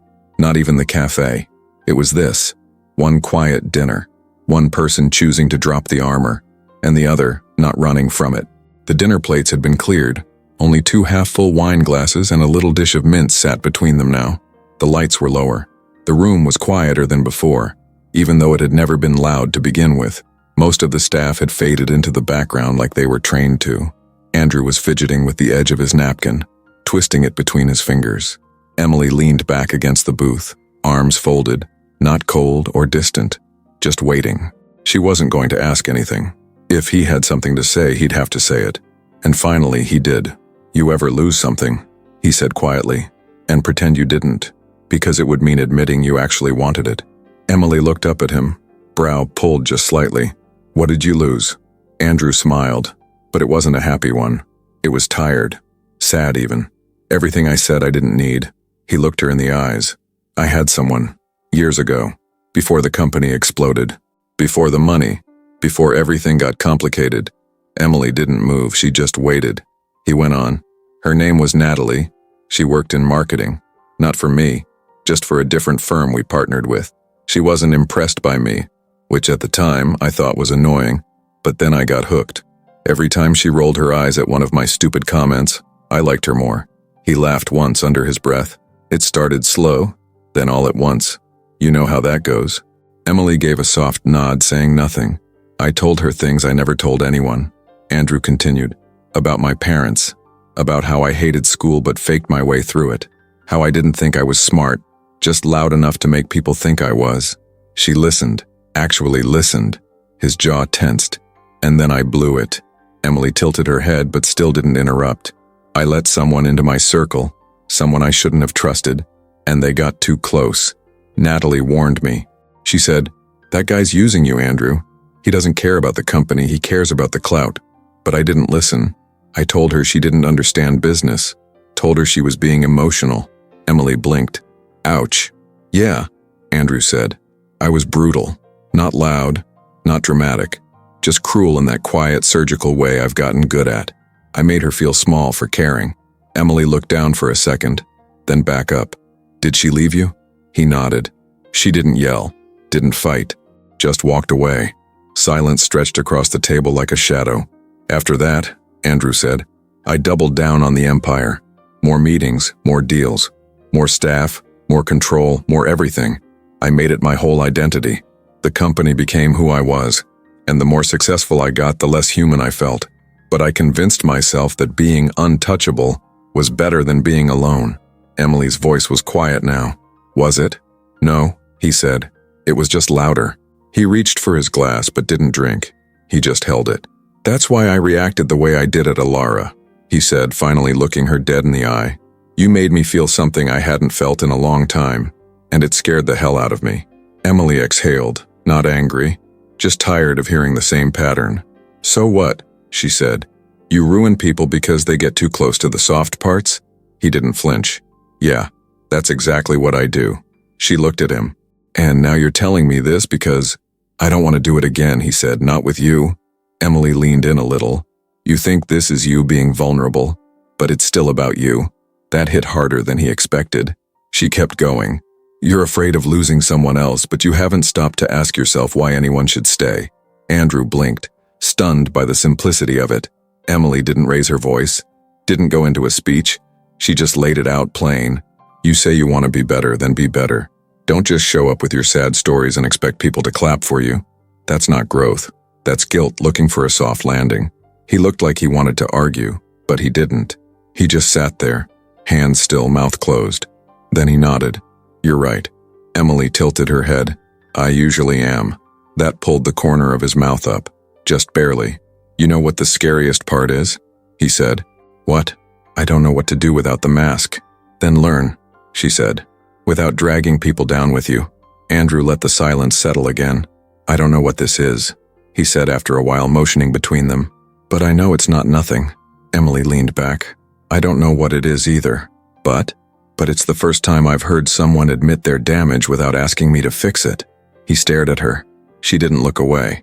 Thanks for not leaving yet, he said. I haven't decided if I'm staying. He nodded again. Then the check arrived. Unspoken, silent, discreet. The kind of ending that doesn't come with a big emotional moment or dramatic music. Just two people sitting in the space between what happened and what comes next.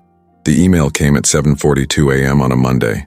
Subject line, board emergency session. Attendance required, no details. Just the time, 10 a.m. Sharp. Conference room C. Non-transferable. No assistance. Andrew didn't even see it until 8:15. He was in the back of his driver's car answering follow-ups from the press team. There was some fluff article dropping about Cole Systems' latest software update. He barely cared, but he knew keeping up appearances mattered. At least it used to. The coffee from the night before still hadn't worn off. His head was cloudy, not from exhaustion, but from the conversation he had with Emily. It sat in his chest, pressing down in a way he couldn't name yet. There hadn't been a kiss, no big moment, but her words kept circling his brain like a song on repeat. You say you want to be better, then be better. He'd told her he would try. Now he was wondering what trying even looked like. At 9:20 he walked into the building like he always did. Quiet but noticed. No big speech, no greetings. Just nodded once at the front desk and headed to the top floor. His badge still worked. His name was still on the glass wall outside his office. Everything looked the same, except it wasn't. Inside the energy was off. People didn't make eye contact. One intern even turned down a hallway as soon as she saw him. Andrew frowned. At 9:57 he headed toward conference room C. The blinds were already drawn. Everyone was already there. 12 board members, one chair left open, and Carla, sitting exactly where he used to sit, her hands folded on the table. Calm, neutral, eyes already on him. Andrew stepped inside and looked around the room. What's going on? No one answered. He took his seat. The door clicked shut behind him. The silence was brutal. Then Brent, the same sweater-wearing board member who always looked like he was trying too hard to seem chill, cleared his throat. We've been reviewing a number of internal concerns, Andrew, he said carefully, like every word had been rehearsed. And after multiple private discussions, the board has decided that we can no longer wait for things to self-correct. Andrew leaned back. Okay, and? Brent shifted uncomfortably. Carla spoke. We've called this meeting to initiate a transition of leadership, she said, straight-faced. Effective immediately. Andrew's stomach dropped. He looked at her, really looked, and saw it in her eyes. She wasn't asking. This wasn't a vote. This was done. You're removing me? He said slowly. You're stepping down, Carla said, still calm. For the good of the company, for the brand, for your own well-being. No, Andrew said. Let's not play word games. You're pushing me out. Carla didn't blink. We're protecting what you helped build. His voice rose a little. You mean what I built? You built it, yes, she said. But now you're burning it. One of the older board members, Harold, jumped in. We want to thank you for your contributions, Andrew. You've changed the tech world. No one is questioning that. Andrew laughed once, bitter. You're trying to bury me with compliments. Don't bother. Carla slid a folder across the table toward him. The details are in here. You'll receive your full exit package. We've worked hard to keep the terms generous. I'm not taking a payout. No one's asking you to, Carla said. But it's there. Andrew stared at the folder. His name was printed on the tab. He didn't open it. "Let me guess," he said. "You've already called the press, got a statement drafted. Something about me needing time to focus on personal matters. Maybe throw in a line about me being proud of what we've accomplished." Carla nodded. More or less. The room stayed quiet. Andrew looked around at faces that had once praised him. These were people who toasted him at parties, who told stories about his genius, who brought their spouses to events just to shake his hand. And now, not one of them could look him in the eye. "You've all had this in motion for weeks," he said. Carla didn't answer, which meant yes. Andrew stood up slowly. He didn't slam anything, didn't yell. He just stood there, hands resting on the back of the chair. "You waited for the perfect time," he said. "Right when I was vulnerable. Right when I started letting my guard down." Carla stood too. "No, Andrew. We waited for the moment you became dangerous to the brand." He stared at her. "You always wanted this." "I always wanted stability," she said. "You stopped providing it." He nodded once. "You planned this the second I stopped performing, didn't you?" Carla didn't flinch. "I planned this the second you stopped caring about the consequences of your behavior." Andrew stepped toward her. Not threatening, just steady. "You think this company will survive without me?" "I know it will," she said. He tilted his head. "You better hope you're right." Then he turned, walked out the door, and didn't look back. Down the hallway, people stepped aside like the hallway itself was split down the middle. No one spoke, not a word. By the time he reached his office, the locks had already been changed. A box was waiting outside with his name on it. Inside were his things, all of them. Everything that mattered had already been taken from him, except one thing, his name. He still had that. And now, he had nothing left to lose. He didn't go home right away. After leaving the building, Andrew walked. No car, no assistant, no driver waiting at the curb, just him. He walked past people who had no idea who he was, past office buildings and overpriced shops, past restaurants where he used to have power lunches and hotels where his name used to get him a table with no reservation. Nobody looked twice, nobody cared, and for the first time in years, he realized how invisible he actually was without the title. He kept walking until the sun started to go down, and then finally, he went home. But home didn't feel like anything anymore. The penthouse was spotless, too clean, like no one really lived there. He walked through the main room, set the box of his things down on the kitchen island, and stood there in silence. The windows showed the whole city, everything he used to think he owned. Now it just looked like a view someone else would enjoy after he was gone. He took off his coat, loosened his collar, sat on the couch. No TV, no music, just him and the sound of the air conditioning that never shut off. At first, he told himself it was fine, that he'd bounce back. He always did. That this wasn't the end, just a break. But when he opened his laptop out of habit and saw that his work email had already been disabled, something cracked a little. He tried to log into the internal servers. Blocked. He tried to check the shared files he'd worked on for years. Gone. He didn't even get to back them up. It hit him in pieces. No access. No control, no say. He was officially locked out of the very thing he built with his own hands. He went to the kitchen, poured himself a drink. Didn't even bother with a glass, just straight from the bottle. He wasn't angry. That's what surprised him. There was no rage, no yelling, no throwing things. Just this deep, cold weight sitting in the middle of his chest. He didn't even know what to do with his hands. For years, he'd had a schedule. He knew what every hour of every day was for. Meetings, interviews, product reviews, strategy, deals. Now, nothing. No one was waiting for him. No one needed anything. It was like he disappeared. The second day was worse. He woke up late, something he never did, and didn't bother showering. He stood in front of his fridge for 5 minutes and still didn't eat. Ordered takeout and forgot to answer the door when it came. By the time he checked his phone, the food was cold and the delivery guy had already left. The third day, he didn't open the curtains, didn't turn on the lights, just lay there on the couch, phone face down, half a bottle of something on the floor, messages piled up, some from numbers he didn't recognize, a few from old colleagues pretending they just wanted to check in, one voicemail from his lawyer that started with, "I just want to clarify your exit agreement." He didn't listen to the rest. He thought about texting Emily. He even opened the chat, typed, "So they finally did it." Then deleted it, typed, "I'm not okay," deleted that too. He didn't want pity. Didn't want to drag her into it. Didn't know what he wanted, honestly. On the fourth day, he finally left the penthouse. He didn't get dressed up, just threw on a hoodie, jeans, no plan. He ended up walking aimlessly again and somehow wound up back at Alara, just outside, not inside. He stood across the street and looked at the building. People were laughing through the windows.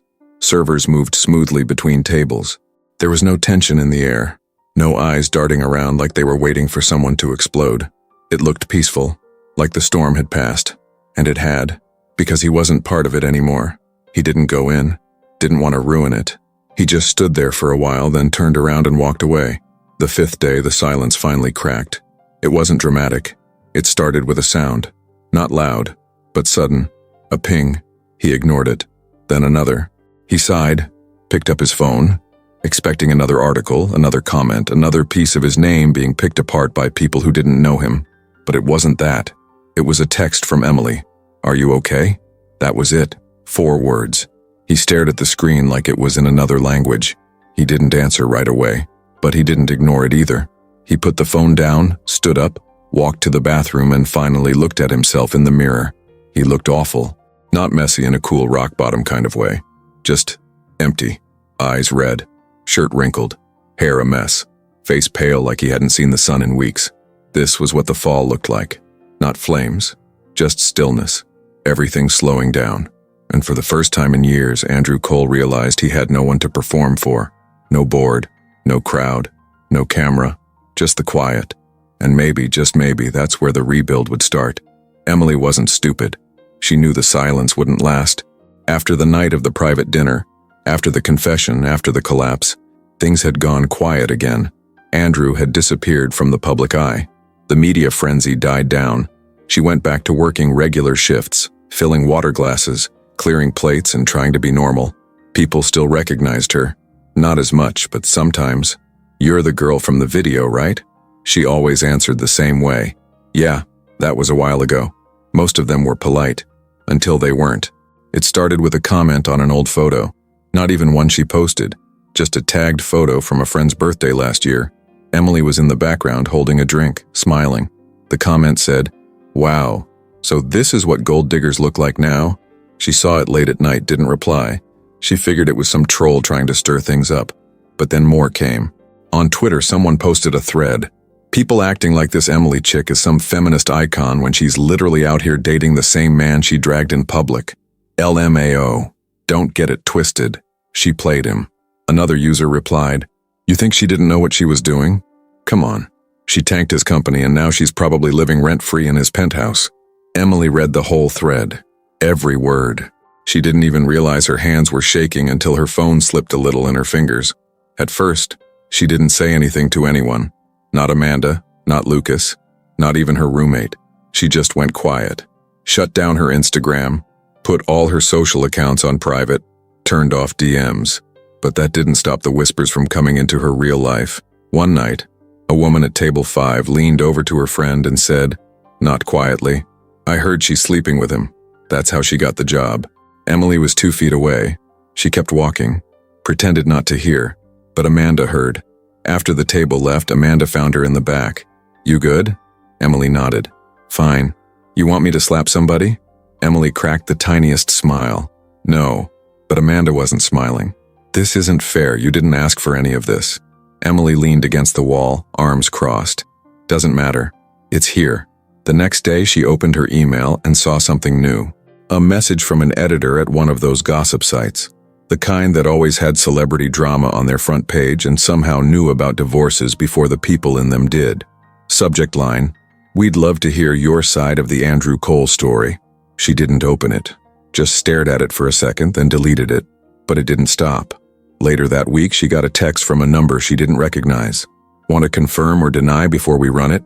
No context, no name, no idea what it was. She blocked the number, but the pit in her stomach didn't go away. That night after her shift, Emily sat in her tiny kitchen with the lights off and stared at her phone. A picture had just surfaced online, grainy, low quality, taken from behind. It was her and Andrew walking out of the cafe from days ago, the one he invited her to, the one where they talked. The caption was what made her chest tighten. "Exclusive. Is Emily Reese back with Andrew Cole?" Sources say they never broke up. Under it, the comments were already rolling in. She played the long game and won. Tears or paycheck. Girl's about to have a clothing line by next year, just watch. The whole internet had decided she was the villain in a story she never agreed to be in, and it wasn't just strangers anymore. Lucas pulled her aside before her next shift. "Hey," he said gently, "I don't want to make this a thing." But the owners reached out. Emily's stomach dropped. "Why?" "They just want to make sure the restaurant doesn't become the center of attention again. I told them you've been handling it well, but they're nervous." Emily closed her eyes for a second. Lucas continued, "I'm not saying you're in trouble. Just be careful." "Careful how?" He didn't have an answer. She left early that night. The noise in her head wouldn't stop. By the time she got home, she had another message. This time from Andrew. "I saw what they posted. Are you okay?" She didn't respond. She didn't know what to say. Was she okay? No. She was angry and tired and cornered. Not because she'd done anything wrong, but because people had decided to twist her into something she wasn't, and now she had to carry the weight of their story. And the worst part? She knew it wasn't over, not even close. It was raining, not a heavy storm, not dramatic thunder and lightning, just a steady, quiet drizzle that made the air feel sticky and tired. The kind of rain that didn't wash anything away, just made everything a little harder to carry. Emily was folding napkins at the back counter in Alara. The restaurant was in that slow, in-between time right before the dinner rush, when everything felt weirdly calm, like the pause before something dropped. Amanda was stacking wine glasses nearby. "Want to bet on how many people ask for gluten-free bread tonight?" Emily smirked. 3, please. 5 at least. It's Friday. Then the front door opened. They didn't hear it, but they felt it. That shift in the air. Amanda turned her head first, just slightly, then looked back at Emily, her face tight. I think someone's here for you." Emily wiped her hands and stepped out from behind the counter. Standing near the host stand, dressed in all black with her sleek blonde hair pulled back and not a single thing out of place, was Carla. She looked like she'd walked straight out of a courtroom and into a magazine shoot.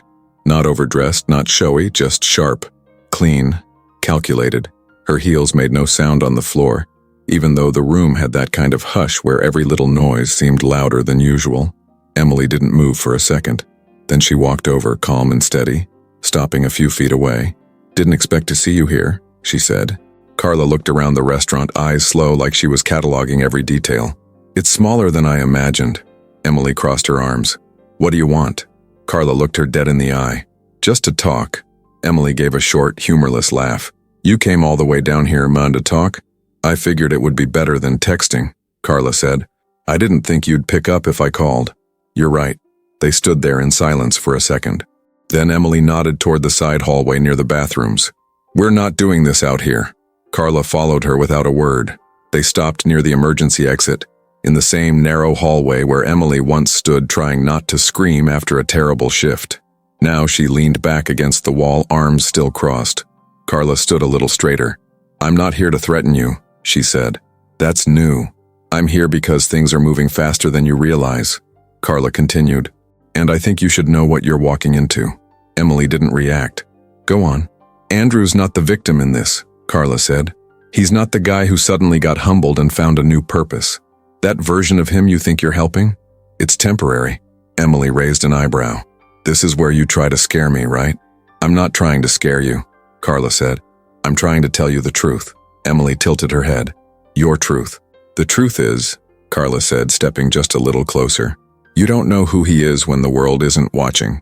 You saw a moment, a few cracks in the armor. But Andrew Cole isn't some broken little man in need of saving. He's a machine. He resets. He rebuilds. And when he does, people like you get left behind." Emily's expression didn't change. "You really believe that?" "I know it," Carla said, "because I've seen it. Over and over."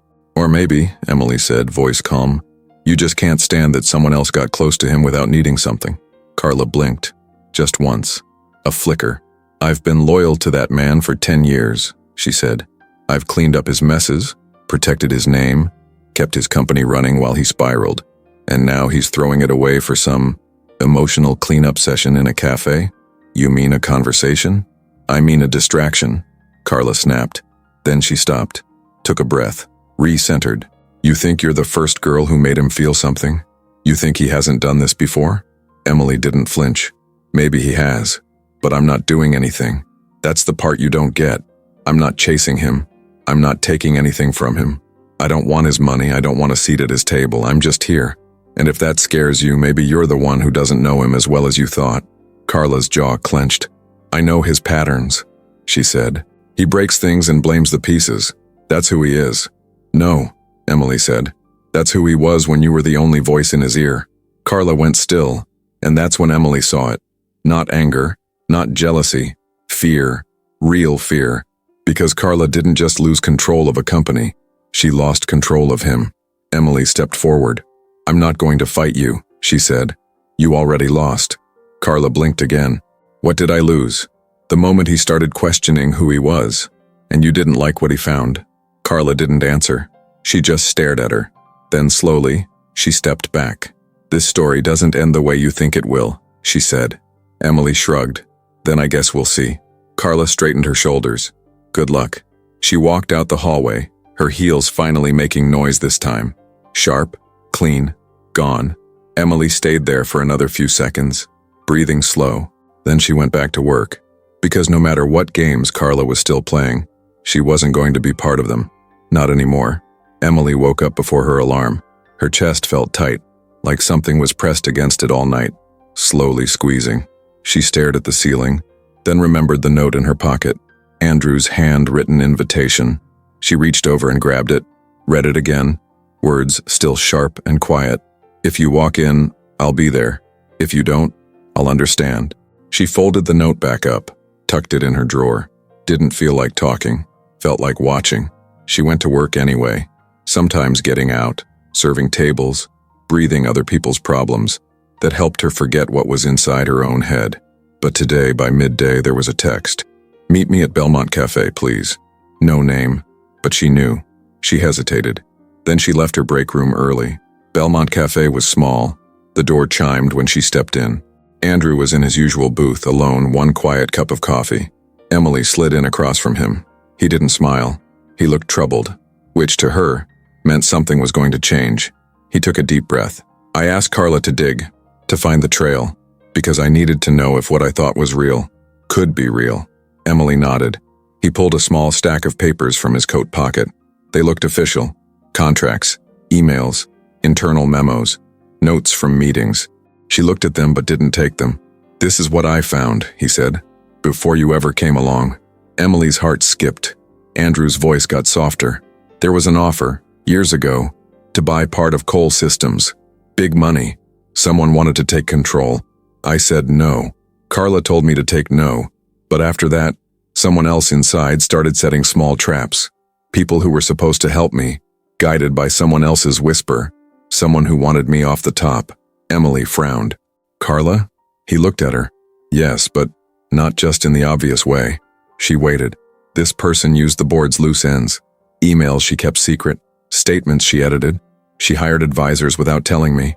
She spread rumors behind closed doors, so whispers turned into questions. People started believing things. He slid one of the memos to her. Here, this one. It's a draft. Carla's draft of a statement about me stepping down for personal reasons that she sent to a PR firm. At the time I thought she was protecting me. Now I know it was her laying the groundwork. Emily's hands trembled just a little.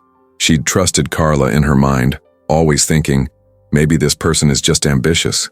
But this was betrayal. Andrew continued. There's more. The exit package, the board vote, all that was planned months ago.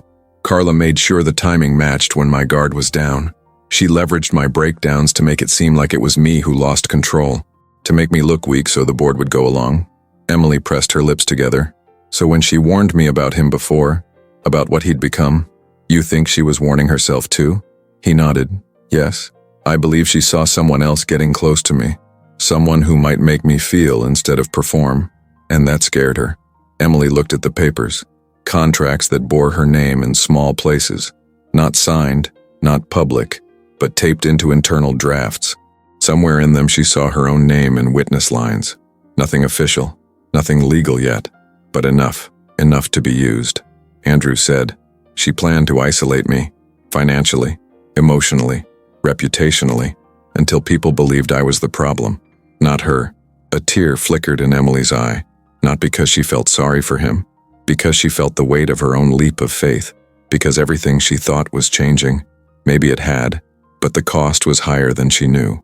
Emily whispered, "What do you want to do now?" He looked tired. "Expose it. All of it. Let people see what's been hidden." She nodded slowly, then said something softer than before. "I won't help you lie, but I will help if you want the truth told." He reached out, took her hand just for a second. No showy gesture, just human. Then he looked down at the stack of papers. "You deserve to decide what you want to do next." Emily said nothing for a long minute.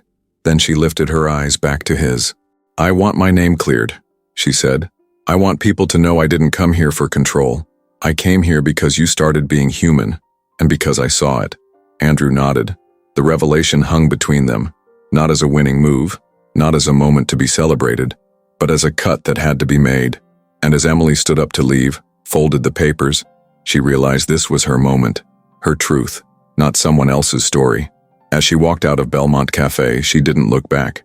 The restaurant is packed. Evening, warm lights, soft chatter that fills the room, the kind of noise that makes you feel alive, not twisted or sharp. It's Alara, but not like before. The tension is different. People are watching. Servers are being extra slow with Andrew's usual table. Lucas is hovering nearby. Amanda's eyes catch Emily's from across the room, offering a tight, supportive look. Emily steps inside, wearing something she chose because it feels like her.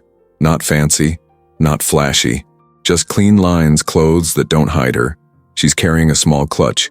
She walks toward the back where there's a table reserved, draped with a white cloth, single candle lit in the center, soft music in the background. Andrew is already there. He stands when she approaches. He's not wearing a suit, no tie, shirt sleeves rolled. He looks like someone who's been through a lot and is still standing. The table is set for two. He moves a chair out for her. She sits. Lucas nods at the host stand. The restaurant quiets down a little. Some regulars whisper. Servers pause. Emily catches one guest smile. Not a bad one. Hopeful, maybe. The strain in the air is thick but different now. Less fear, more curiosity. Andrew reaches across the table and places a folder in front of Emily. It's the same stack he pulled at the cafe, cleaned up. Photocopies. Not sharp legal stuff, but enough. Enough that even someone unfamiliar would see there's history here. He pushes it gently. "This is everything Carla tried to bury. I want you to have it." Emily's hands hover over the paper. She takes a breath, doesn't touch it yet. "You sure?" she asks. He looks down, then up. "Yeah, I want you to know what you were part of, or what I hope I was part of. I want everyone to know the truth." She nods and opens the folder. Scans, eyes flick. Her face cold, trying to stay steady. Servers walk by, stand still, glance. Someone drops a tray somewhere. Bramblings of sound. But at this table, between them, there's a bubble. Their own world. She looks up. "They took everything from you." Andrew closes his eyes for a second. "I let them." Emily's voice quiet, strong. "You didn't have to." He says, "I didn't see it at first." Soft clink of wine glasses. He picks up his glass. "Thank you for not walking away." Emily touches the tablecloth. "I stayed because people deserve better versions of themselves." She looks at him firm. "Because you deserve that." A pause. Andrew's hand lifts, but it stays hovering. Then he puts it down. Then the host appears, walks by, lays plates, pasta, bread. Emily gets hers first. She eats. Andrew watches her. She eats slow, steady. After a few minutes, Andrew starts talking again. There will be accusations, press stories. Carla will say she was protecting the company, or that I was unstable. Maybe both are true in part. Emily nods. People tell stories to protect themselves. He looks her in the eyes. "I want you to have your name clear. I want you to stand tall without apology." Emily looks down for a second, picks up her fork. "I will." Andrew's next words come carefully. "I want the same." He meets her gaze. Standing tall without apology. He sounds like a person who doesn't know if he can do it yet, but wants to try. She smiles. Not big, but honest. Then they both look up. Lamps overhead. Candles flicker. The restaurant hums around them. Some nearby tables looking, some not. Then Lucas comes by. Quietly.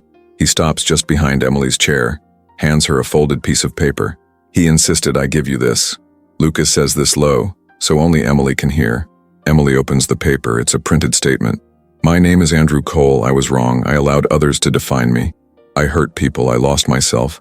I accept the consequences. I will rebuild with truth. She looks up at Andrew. His face is steady, vulnerable, unshielded.